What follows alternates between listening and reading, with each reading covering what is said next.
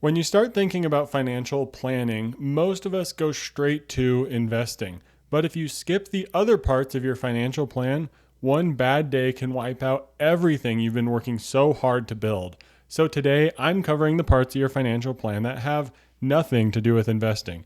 And these areas are extremely important, especially when life does not go according to plan.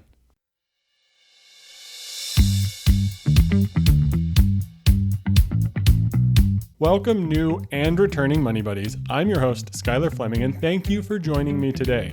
I hope you're having a great week so far. Today's episode is going to be exciting and eye-opening because so many of us just go straight to thinking about investing, and we get stuck in that area when it comes to building a financial plan. But there are so many other areas that need to be considered, and they can be extremely important. So today, I'm going to help you understand how to get started with financial planning beyond just investing your money in the stock market. Because these areas that we're going to talk about today can be the difference between extreme financial hardship and demise and financial success. And these areas have been a real focus of mine for the last year or so. So I'm excited to teach you what I've learned when implementing these in my own financial plan. And I'm excited to help each of you by applying my CFP education to helping you build a financial plan beyond investing. You're going to love today's episode, so let's get into it.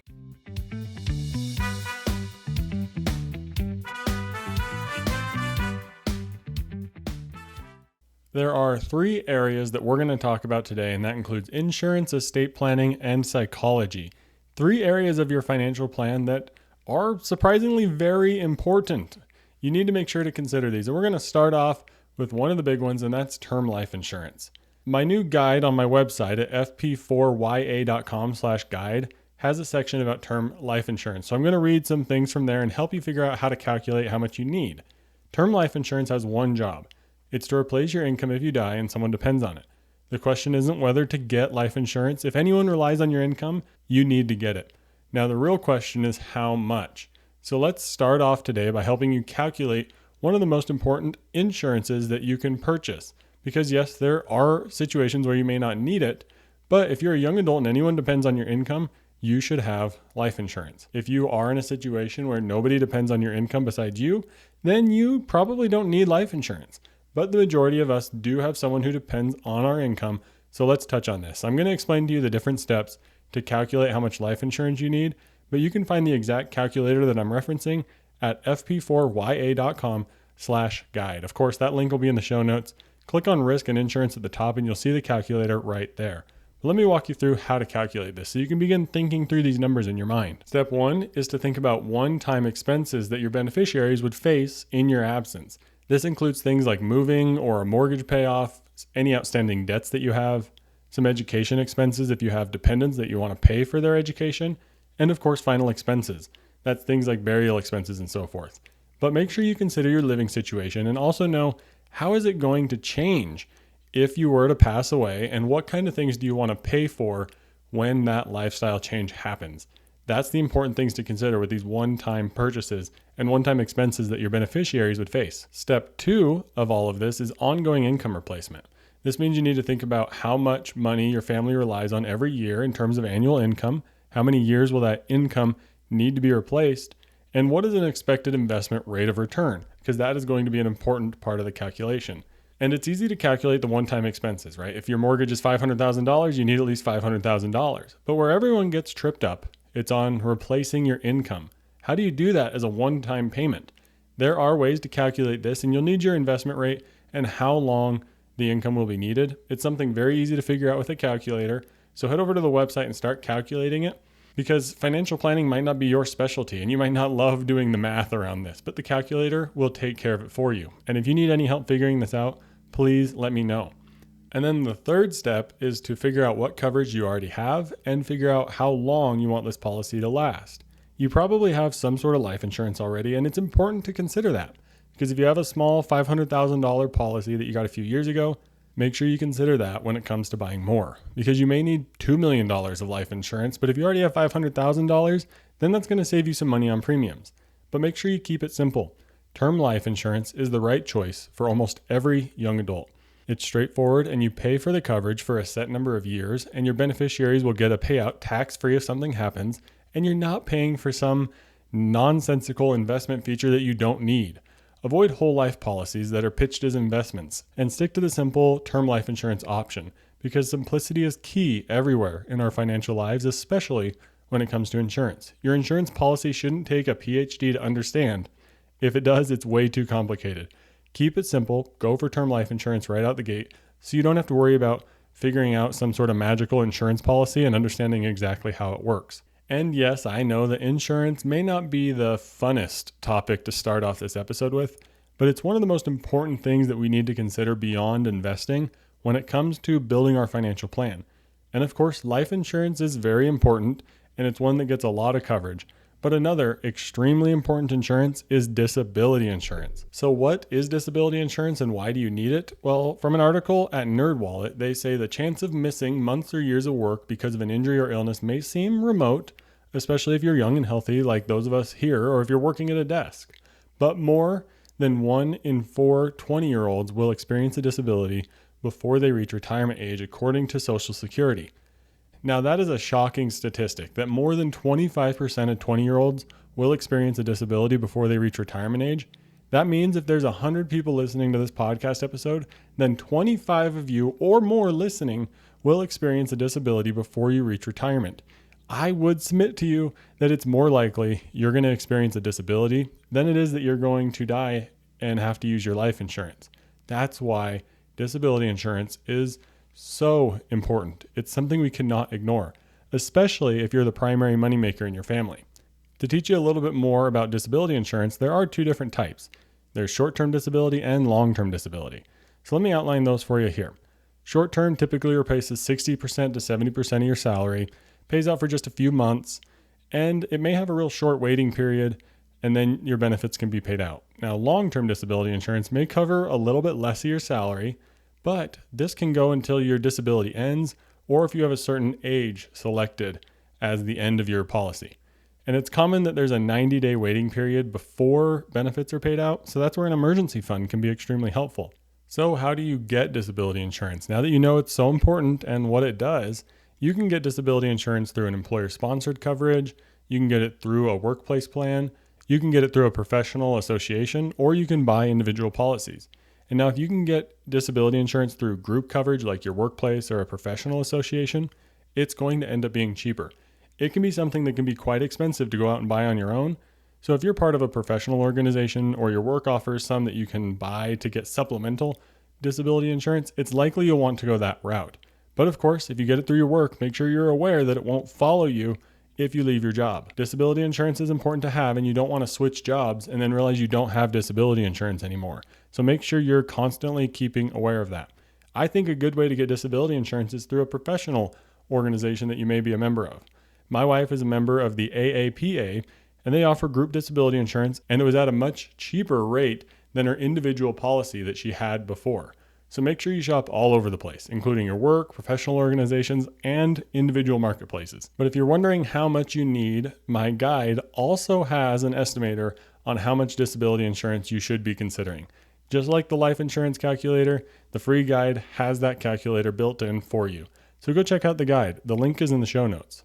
And now that we've talked about insurance and 2 big ones that you need to make sure to take care of, I want to move on to beneficiaries and estate planning, because this is also an extremely important area when it comes to your financial plan beyond just investing. So for beneficiaries, there's a couple common mistakes that people make, and this article will be linked in the show notes as well. But beneficiary designation mistakes to avoid include not accounting for all your assets.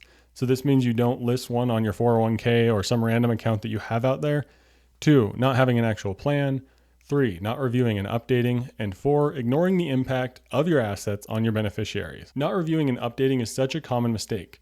Let's say you open up your first 401k, you're single, whatever the situation may be, and you list your parent or a sibling as your beneficiary. Well, time will pass, your life will change, and what if you don't want that person listed anymore? Say you get married or there's a relationship change. What if you listed a boyfriend or a girlfriend and then you broke up? Whoever is named on that form will get the money, period, full stop. So if you got married and never updated it from your previous relationship, or it's still listed as a sibling, your spouse may not get that money. Even if it makes complete and logical sense for your spouse to get the money, or whoever you would want to be your beneficiary, if they're not listed, they're not going to get the money. So that's important to make sure you keep those updated. I would also add that it's a mistake to not add contingent beneficiaries, because what if the money isn't able to go to the person that you wanted to give it to in the first place? Then who does it go to? Well, it's important to make sure your beneficiaries are always up to date on every single account, and make sure you have at least one contingent beneficiary on every account as well. That way, if something happens, you're covered. And also, I do think it's a good idea to tell people they're listed as your beneficiary, just so they know and it's in the back of their mind that if something were to happen to you, they could be coming into some money. I think it could be a good idea to help people prepare for a possibility that, of course, you hope never happens, but it's not a bad idea to tell people what your plans and wishes are. And another area of estate planning that doesn't have a whole lot to do with you dying, but it has a lot to do with you becoming incapacitated, and that is power of attorney. These are extremely important both financially and for healthcare. For young adults, a power of attorney is essential because one of the most significant changes that happens when you become an adult and turn 18 is that HIPAA no longer allows your parents automatic legal access to your health information or the authority to make medical decisions for you. But this is a great example of why having a healthcare power of attorney is so important. This is one of those decisions that you can make now while you're in a good state of mind, and you can tell people what your wishes would be so that when you're not in a good state of mind, you don't have someone just guessing what you would want to have happen. And you'll be able to trust the person who you listed because you'll have been able to have an honest conversation with them beforehand. Like most people say that they would want their life to be prolonged, but maybe the person you listed doesn't agree in that same sort of way. That's why it's so important to have this conversation beforehand. And a financial power of attorney allows someone to manage your financial matters so that if you do become incapacitated, you're not left stranded. Or even say you're studying abroad for college, you still need your finances managed. And I know this financial power of attorney can be one that people are extremely hesitant on, and I'll talk about that hesitancy here in just a second. But you're working hard. You're listening to this podcast and you're trying to build a better financial future for yourself. Don't let something derail it because you missed a couple bills, because no one could get into your financial account while something tragic was going on. You may have a common goal like saving for a home or saving up for a large purchase. Now imagine some sort of accident happens and you miss a credit card payment or two. Now your bank account is negative and now your credit score is gone. Also, your savings could be gone because your account went negative and your bills kept coming out. And that is the reason that I wanted to talk about these areas today, to make sure you have a plan in place so that if you're not able to make decisions for yourself or something happens to you, all of your hard work doesn't go to waste. Another great quote from this article says that establishing a power of attorney can help preserve family dynamics. By openly discussing and agreeing on the power of attorney, young adults and their parents can prevent misunderstandings or potential conflicts during a crisis.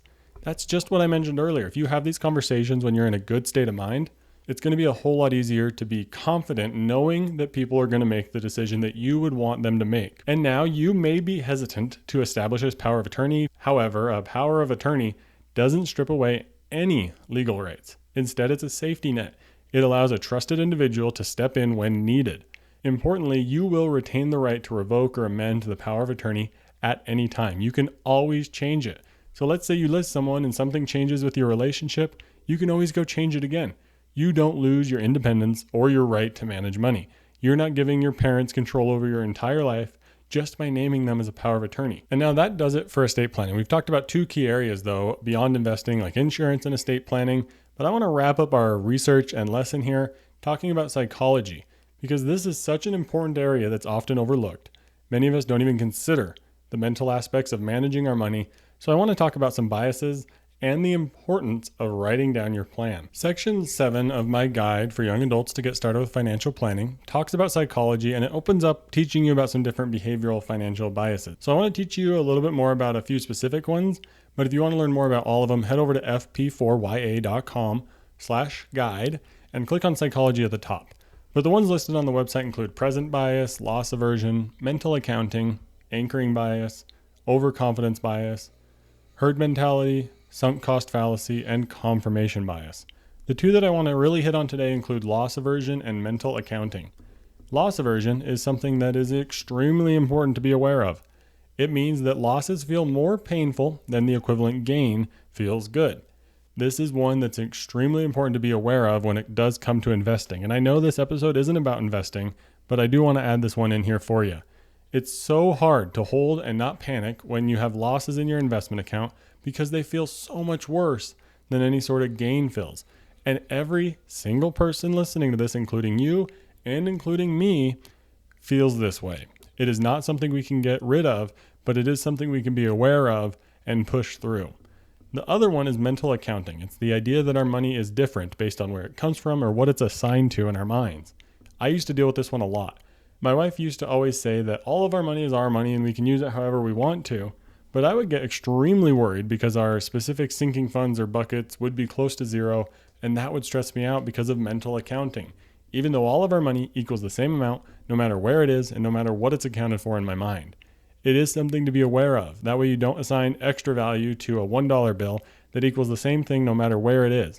You can also, though, use this one to your advantage just a little bit if you're having trouble saving or spending money. You could use this one to your favor by mentally accounting for your money to be saved for something specific, and that way you don't take away from that savings account. It gives you just enough of a block and just enough friction so that you don't transfer money out of your savings account. That's why naming your accounts can be so valuable. It uses mental accounting to your benefit. So that's one that can be both good and bad. So don't stress yourself out because you feel like you're going broke because one of your sinking funds is getting a little low, but do use mental accounting to your benefit if you're having trouble saving money. And there are a lot of other great behavioral biases that you can find on the guide, but I don't want to make this episode super long. So go check out the guide and see what other ones you need to be aware of. But the last thing I want to talk about here is how you can achieve your goals. I talk about this one a lot, but to achieve your goals, write them down. Make a plan and get support from a friend. A recent study by psychology professor Dr. Gail Matthews confirms the importance of writing down your goals. The results of the study show that 76% of participants who wrote down their goals, actions, and provided weekly progress to a friend successfully achieved their goals. This result is 33% higher than the participants with unwritten goals, with a success rate of only 43% of their goals being achieved. This study shows the value of taking time to write down your goals, creating an action plan, and developing a system of support. You've heard me talk about this one before, but writing down your goals and sharing them is one of the most powerful ways, if not the most powerful way, to actually stick with your goal and achieve it. So with all that you learned today, there had to be at least one thing that stuck out to you. So as soon as you can, I want you to write it down on a notepad or in your phone or set a reminder so that you can remember and think about it later. And just by writing down whatever you're thinking about, it's going to increase your chance that you'll actually follow through and stick with it. And if you need someone to help or keep you accountable, send me an email. You can find my email in the show notes, and I'd be happy to check in with you and make sure you're on track with your goals. But next up, there's a great case study that I want to bring to you based on a real life scenario. And we're going to go two different routes, one with insurance and one without insurance. So let's get into today's case study.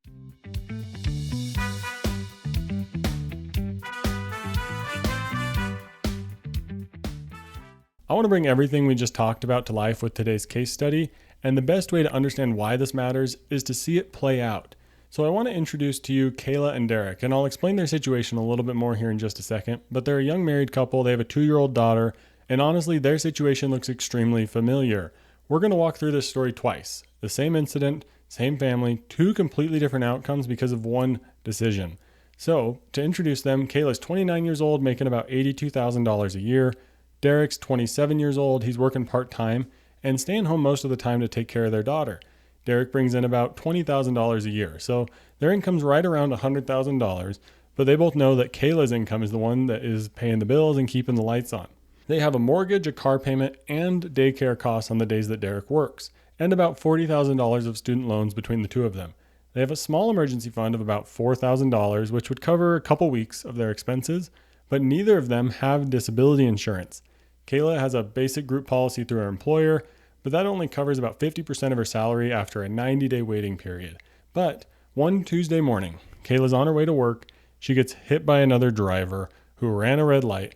She survives, she's okay, but she fractures her pelvis and her right arm and sustains a mild brain injury. The doctors tell her she'll be out of work for at least 6 months or more. So let's walk through this scenario. Situation 1. No disability insurance. So Kayla realizes she has that employer group policy and she files a claim, and this is where she learns that she has to wait 90 days before any money is going to get paid out to them. So they burn through their $4,000 emergency fund in just a few weeks to cover their mortgage, their utilities, and daycare. Derek tries picking up some extra shifts at the coffee shop, but Kayla can't stay home alone and care for herself and care for their daughter. So he's only able to pick up a few extra hours a week, not enough to make up the income gap. They start falling behind on their car payment and their student loans by a month or two. So with no real income replacement, Kayla and Derek are forced into survival mode. They pull $11,000 from Kayla's 401k, which triggers taxes and a 10% early withdrawal penalty. Derek pulls their daughter out of daycare to cut costs, which limits how many shifts he can take because he's also trying to take care of his wife. And by the time Kayla's employer policy kicks in month 3, the 50% benefit is only about $3,200 per month, which doesn't come close to covering their almost $6,000 in fixed expenses. Now they have to start carrying credit card balances. And by the time Kayla returns to work after 7 months, they've accumulated $9,000 in credit card debt, taken an $11,000 retirement account hit, which they didn't get to keep, all of that because of taxes and penalties. They missed 2 mortgage payments, and to top it all off, there was still the physical recovery that Kayla had to go through. But this accident became a financial crisis that's going to follow them for years. The injury healed, but this financial damage is not going to heal. Now that we've gone through that scary situation, let's go through situation 2, where they do have disability insurance. So before the accident that we mentioned, Kayla had purchased a long-term disability policy that covered 60% of her income with a 60-day waiting period, with benefits going till age 65. It was about $87 per month to pay for this. They'd worked it into their budget, so it was okay. When the accident happens, they filed the claim immediately. They did use their emergency fund to get them through those first couple weeks until that 60-day waiting period was over and the policy kicked in. That's the exact scenario that your emergency fund is for. Now, starting in month 3, Kayla begins receiving her approximate $4,100 per month in tax-free disability payments. Combined with Derek's income, they start bringing in just over $5,500 per month. And now, things are very tight, but they're covering their mortgage. They're able to keep their daughter in daycare. They're able to keep Derek working so he can bring home some more money. They're able to stay current on all of their accounts. Here's the thing. They're not building wealth. They're not saving for retirement, but they're not destroying their wealth either. When Kayla returns to work after 7 months, they're in nearly the same financial position as before the accident. They didn't have to touch retirement accounts. They didn't go into debt. $87 per month is the difference between the temporary hardship that I just mentioned and a long-term financial setback that happened in situation 1. So the key takeaway for you listening is that insurance allows you to not build wealth when an emergency happens, but it allows you to not destroy your wealth either. The only thing that happened in that scenario that was different is that they had an insurance policy that most of us never consider. It can all happen in a flash, and you'll be more thankful than you can imagine that you chose to spend money on disability insurance. Don't overlook this as a key area of your financial plan. I know we all want to invest and become very wealthy, but a disability will derail your plan faster than you can imagine. When I started biking to work, my wife and I, we got life insurance pretty fast. The risk felt real and obvious, so we handled it. But we never thought about disability insurance for me. It just didn't come up. And that's what we didn't realize, because if I had gotten hit by a car on my bike, the more likely outcome isn't death, it's disability. It's that I can't work for 6 months. Our income is cut in half, while every bill stays the same or goes up because of medical bills. When my wife started her job and she began biking to work too, we got her disability insurance right away because it's finally clicked in my mind. Just like in Kayla's and Derek's story, we realized that we didn't want to be left without any income should a disability happen. This is a conversation that you need to have for yourself now instead of one that you wish you would have had when your life is changing and everything seems to be going wrong and everything is getting more expensive. I hope today's case study helped paint a very real picture of how important disability insurance is and how important it is to consider these other areas of your financial plan beyond just investing. I hope you enjoyed today's episode. We're going to wrap this all up next.